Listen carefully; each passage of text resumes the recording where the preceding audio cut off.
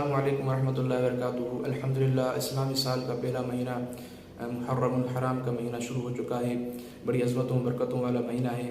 اس کو محرم کہنے کی وجہ یہ ہے کہ اس کی حرمت یعنی تعظیم اور احترام کی وجہ سے اس کا نام محرم رکھا گیا۔ تو اسلامی سال کا جو آغاز ہے وہ بھی حرمت والے مہینے سے ہوتا ہے اور اس کا اختتام بھی حرمت والے مہینے پر ہی ہوتا ہے۔ تو اللہ تبارک و تعالیٰ بڑے ہمیں عبادات کے مواقع عطا فرمائے ہیں اور نیک اعمال کرنے کے مواقع عطا فرمائے ہیں۔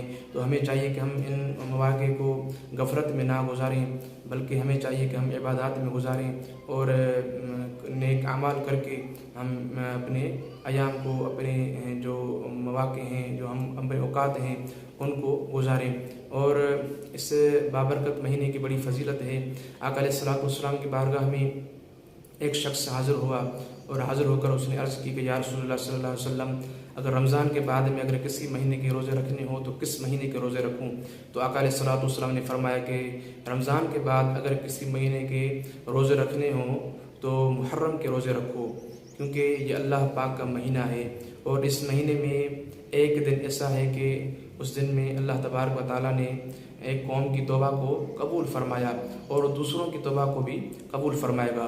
اور آقا علیہ الصلوۃ والسلام نے فرمایا کہ رمضان کے بعد افضل ترین جو روزے ہیں وہ محرم کے روزے ہیں، اور فرض نماز کے بعد افضل ترین جو نماز ہے وہ رات کی نماز ہے۔ تو یہ بڑا برکت اور عظمت والا مہینہ ہے، اس کے بڑے فضائل ہیں اور اس کے بڑی برکات ہیں۔ تو ہمیں چاہیے کہ اس مہینے میں ہم عبادات کریں، روزے رکھیں، نیک اعمال کریں، اور اس مہینے کا جو پہلا عشرہ ہے وہ بڑی عظمت اور برکت والا عشرہ ہے۔ حضرت سیدنا ابو عثمان نہدی رحمۃ اللہ تعالی علیہ وہ فرماتے ہیں کہ صحابہ کرام 3 عشروں کی تعظیم کیا کرتے تھے۔ رمضان مبارک کا جو آخری عشرہ ہے اس کی تعظیم کیا کرتے تھے، اور ذوالحجۃ الحرام کا جو پہلا عشرہ ہے اس کی تعظیم کیا کرتے تھے، اور محرم الحرام کا جو پہلا عشرہ ہے اس کی تعظیم کیا کرتے تھے۔ یہ 3 عشرے ہیں جن کی صحابہ کرام تعظیم کیا کرتے تھے۔ اور اس بابرکت مہینے میں 10 محرم الحرام کا جو دن ہے جس کو یوم عاشوراء کے نام سے جانا جاتا ہے، اس کی بڑی فضیلت ہے۔ اور یوم عاشوراء، اس کو یوم عاشوراء کہنے کی ایک وجہ یہ بھی ہے کہ اس کے ساتھ اس دن کی جو ہے، اس دن کی انبیاء کرام علیہ السلام کے ساتھ ایک نسبت ہے، اور اس نسبت کی وجہ سے بھی اس کو یوم عاشوراء کہا جاتا ہے۔ اور اس کو یوم عاشوراء کہنے کی وجہ یہ ہے کہ اس میں اللہ تبارک و تعالیٰ نے 10 انبیاء کرام کو بڑے انعام اور اکرام سے نوازا، تو اس وجہ سے بھی اس کو یوم عاشوراء کہتے ہیں۔ اور زمانہ جاہلیت میں قریش عاشوراء کا روزہ رکھتے تھے، اور آقا علیہ الصلوۃ والسلام بھی روزہ رکھتے تھے، اور اسی دن کو، عاشوراء کے دن کو غلاف کعبہ تبدیل کیا جاتا۔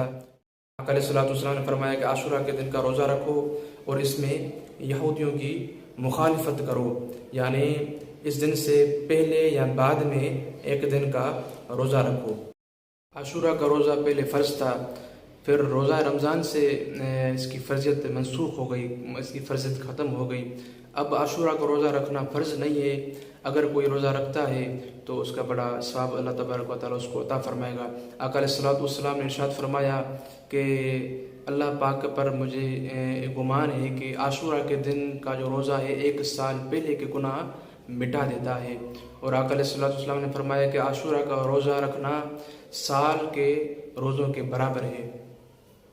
یوم عاشوراء کی بڑی فضیلت ہے، اور اس دن کی جانور بھی تعظیم کرتے ہیں، اور چرند ہوں، پرند ہوں، حتیٰ کہ وحشی جو جانور ہیں نا وہ بھی اس دن کی تعظیم کرتے ہیں، اور اس دن کی تعظیم کی وجہ سے جانور بھی روزہ رکھتے ہیں۔ تو اس دن کی بڑی فضیلت ہے، ہمیں چاہیے کہ ہم عاشوراء کے دن روزہ رکھیں، اور اس سے پہلے بھی ایک دن رکھیں یا اس کے بعد روزہ رکھیں، اور اس میں عبادات کریں اور نیک اعمال کریں۔